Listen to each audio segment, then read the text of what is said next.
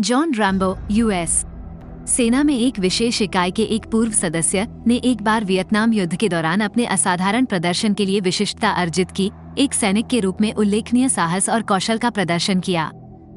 हालांकि युद्ध के दौरान एक दुखद घटना ने उनकी परिस्थितियों को काफी बदल दिया, जिससे उन्हें कैद और गंभीर चोटों का सामना करना पड़ा, जिससे वे गहरे दुख और भय से जूझ रहे थे।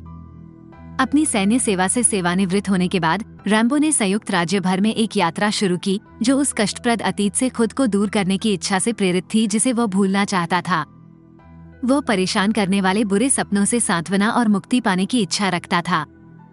फिर भी उनकी यात्राओं ने उन्हें अपने आसपास होने वाली परेशान करने वाली घटनाओं की एक श्रृंखला से अवगत कराया, जिससे सहायता प्रदान करने के लिए एक नया झुकाव जागृत हुआ।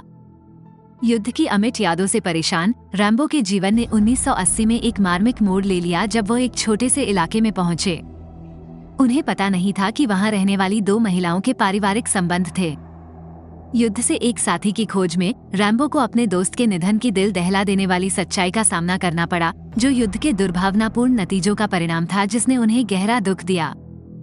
इसके बाद रैम्बो का मार्ग उन्हें होप शहर की ओर ले गया, जिसकी अध्यक्षता संदिग्ध शेरिफ विल टीजल ने की, जिन्होंने रैम्बो के इरादों के बारे में आपत्ति जताई और उसे व्यवधान के स्रोत के रूप में माना। संघर्ष में शामिल होने के लिए रैम्बो की अनिच्छा के बावजूद शेरिफ के कार्यों ने स्थिति को और खराब कर दिया, जिसके परिणामस्वरूप अंततः रैम्बो को शहर से निर्वासित कर दिया गया। हालांकि रैम्बो की नसों में अवज्ञा फैल गई, जिससे उसकी वापसी हुई। इस दुस्साहसी कृत्य ने शेरिफ के गुस्से को हवा दी, जिसकी परिणति तनावपूर्ण और गर्मागर्म टकराव में हुई। शेरिफ की प्रतिक्रिया के कारण रैम्बो को मामूली उल्लंघनों के लिए बार बार गिरफ्तार किया गया, जिससे स्थानीय पुलिस परिसर में तैनात अधिकारियों ने उसके साथ दुर्व्यवहार किया। रैम्बो के उथल पुथल भरे अतीत के प्रति असंवेदनशील वे उनके अनुभवों की गहराई को समझने में विफल रहे। युद्ध की दर्दनाक यादों का सामना करते हुए रैम्बो अपनी पहचान बताने से इनकार करते हुए दुर्व्यवहार से उबर गया। उनके पिछले घाव फिर से खुल गए और उन्होंने इस तरह के दर्द को फिर से सहन नहीं करने का संकल्प लिया।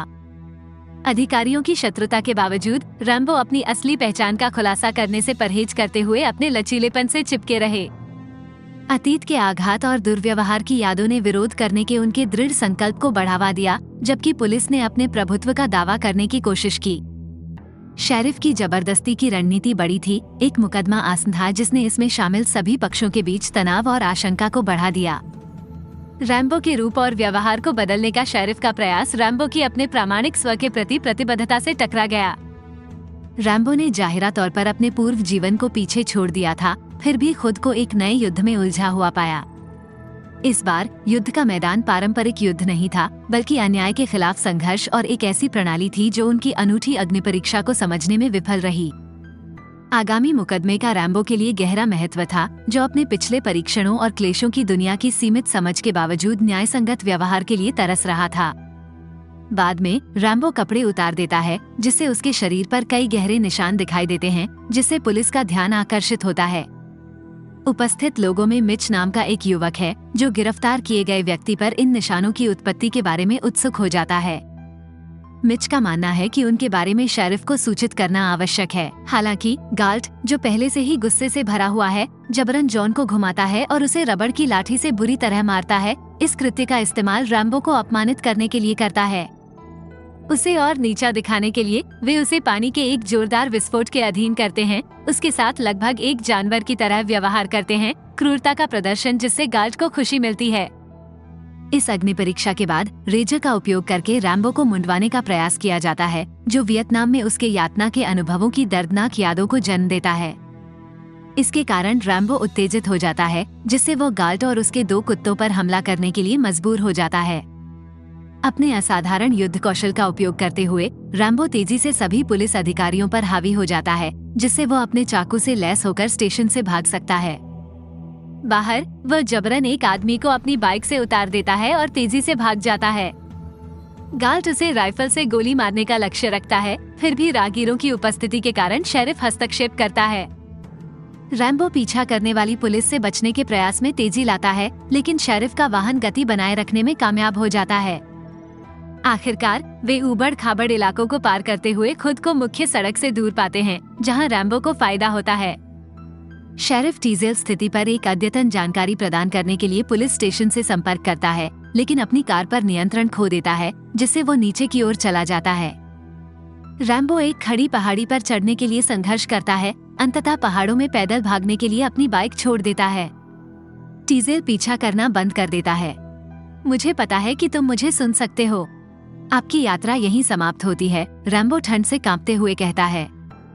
संयोग से वह एक परित्यक्त जंगल शिविर में गिर जाता है, ठंड से बचने के लिए एक अस्थायी आवरण में सुधार करता है। टीजेल रैम्बो का पता लगाने के लिए कुत्तों और एक हेलीकॉप्टर को शामिल करते हुए एक खोज प्रयास का समन्वय करता है। उसकी खुशबू को पीछे छोड़ते हुए शिकारी कुत्ते तेजी से उसके करीब आ जाते हैं। अपने चाकू के भीतर एक छिपी हुई दिशा का उपयोग करते हुए रैम्बो उत्तर की ओर बढ़ता है।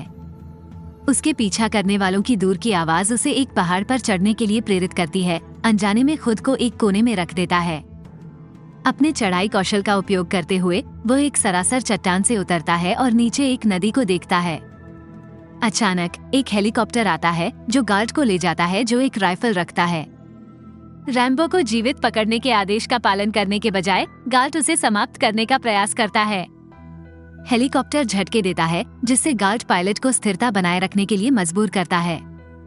अवसर का लाभ उठाते हुए रैम्बो चट्टान से छलांग लगाता है, एक शाखा पर चढ़ जाता है और एक घायल हाथ के साथ उतर जाता है। गार्ड पीछा करना जारी रखता है, लेकिन रैम्बो को पेड़ के तने से गोलियों से बचाया जाता है। एक अच्छी तरह से लक्षित चट्टान के साथ प्रतिक्रिया करते हुए रैम्बो हेलीकॉप्टर से गार्ड को हटा देता है। गार्ड के मृत होने का पता चलने पर रैम्बो भागने से पहले अपनी पोशाक और राइफल को अपने कब्जे में ले लेता है। टीजेल अपने पतित सहायक से लड़खड़ाता है और सहायता का अनुरोध करने का प्रयास करता है। रैम्बो अपने घाव का प्राथमिक उपचार करता है और आने वाले अधिकारियों के सामने खुद को प्रस्तुत करता है।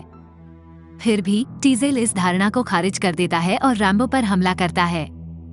गोलियों को चकमा देते हुए रैम्बो आगे जंगल में पीछे हट जाता है। तूफान एक हेलीकॉप्टर को टीजेल के लिए असंभव बताता है। उसे जल्द ही एक कुशल वियतनाम युद्ध के दिग्गज के रूप में रैम्बो के इतिहास के बारे में पता चलता है।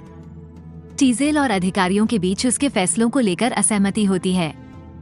गंध पालन करने वाले कुत्तों को रैम्बो द्वारा गुमराह किया जाता है, जो अधिकारियों को अक्षम कर देता है, अनजाने में उन्हें एक दूसरे पर गोली चलाने का कारण बनता है।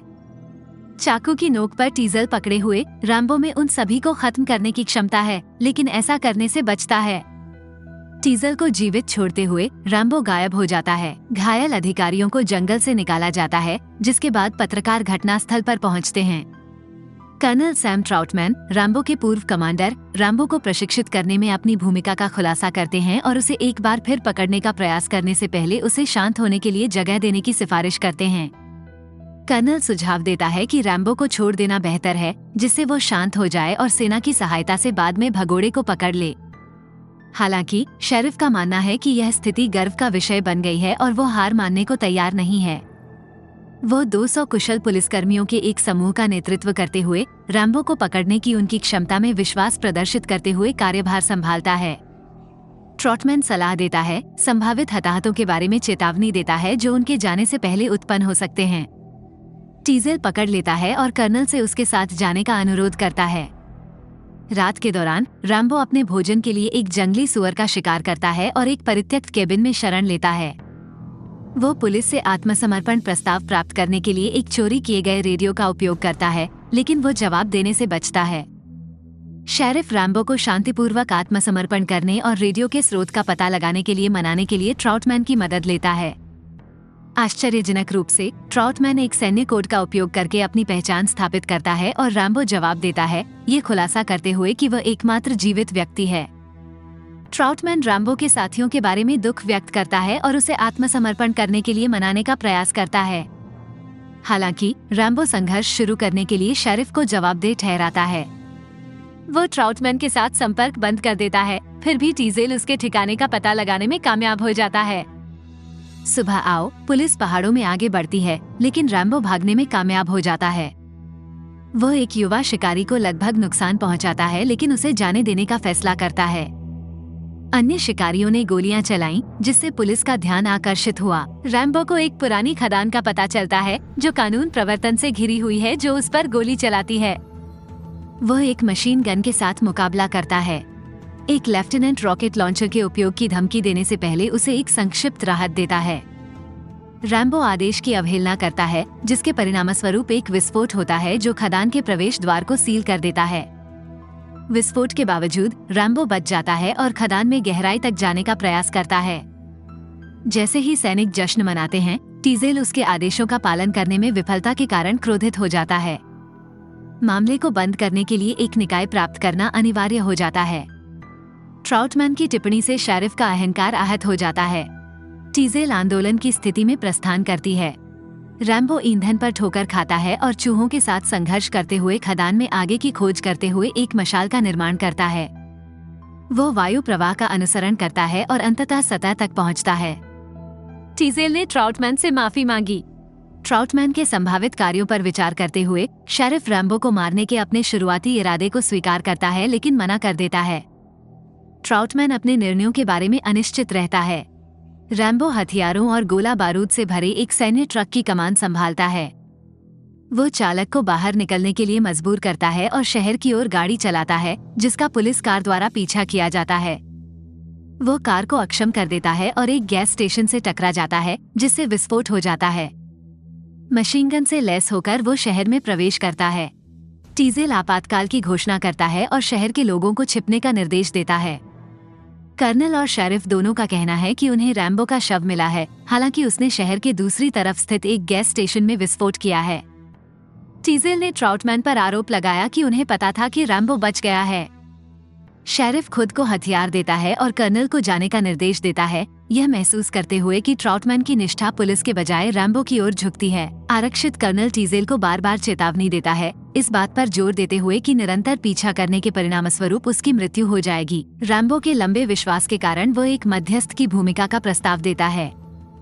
हालांकि आत्मविश्वासी शेरिफ शहर पर अपना प्रभुत्व छोड़ने की तुलना में मौत का सामना करने के लिए अधिक इच्छुक है।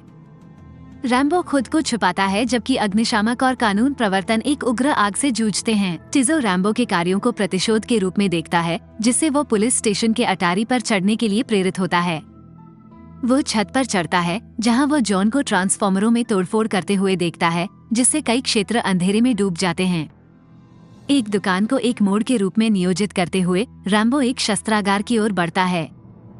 हथियारों और गोला बारूद को प्रज्वलित करके वो विस्फोटों को प्रेरित करता है। कैकोफोनी शेरिफ को उत्तेजित करती है, रैम्बो को उसकी उपस्थिति के बारे में सचेत करती है। अवसर का लाभ उठाते हुए रैम्बो अपने विरोधी की छत की स्थिति से अवगत होकर स्टेशन पर गोलियां चलाता है। शूटआउट शुरू करते हुए टीजेल शुरुआती शॉट फायर करता है, केवल रैम्बो को जवाबी कार्रवाई करने के लिए, जिससे शेरिफ के पैर छूट जाते हैं। छत रास्ता देती है, जो टीजेल के उतरने को रैम्बो के पैरों तक ले जाती है। एक घातक प्रहार देने से पहले के क्षण में रैम्बो का ध्यान ट्राउटमैन की आवाज से आकर्षित होता है। कर्नल रैम्बो से टीजेल को छोड़ने का अनुरोध करता है, जो रैम्बो को ताना मारने और उसके कार्यों को कम करने में लगा रहता है। टीजेल मिशन की समाप्ति का दावा करता है। ट्राउटमैन यूएस सेना की शक्ति के खिलाफ संघर्ष करने की निरर्थकता को व्यक्त करता है। वह अपने कर्तव्यों का पालन करते हुए युवा अधिकारियों की हत्या के परिणामों को रेखांकित करता है। रैम्बो ट्राउटमैन के वकील को स्वीकार करता है, कर्नल पर एक प्रकोप के साथ अपनी चुप्पी तोड़ता है, अकेले मामलों को संभालने की अपनी इच्छा पर जोर देता है। ये संघर्ष गहरा व्यक्तिगत हो गया है। एक बार अपने राष्ट्र का सेवक, रैम्बो अब एक आवारा के लेबल के साथ संघर्ष करता है। समाज उन्हें बर्खास्त कर देता है, जिन्हें कभी परिष्कृत मशीनरी सौंपी गई थी, अब उन्हें मामूली रोजगार से भी वंचित कर दिया जाता है। वो युद्ध के आघात पर विचार करता है, अपने द्वारा किए गए नरसंहार के पीछे के उद्देश्य पर सवाल उठाता है। समाज से अलग और साथियों से वंचित, वो एक दोस्त की विस्फोटक मृत्यु से प्रतिवादित रहता है। अभिभूत रैम्बो को अपने मृत साथियों के साथ बातचीत में सांत्वना मिलती है, हालांकि समय के साथ दर्द बढ़ जाता है। सुरक्षा की एक क्षणभंगुर भावना उसे ट्राउटमैन के आलिंगन में घेर लेती है। कर्नल के साथ रैम्बो पुलिस के सामने आत्मसमर्पण कर देता है, जिससे भीतर और बाहर की लड़ाई समाप्त हो जाती है।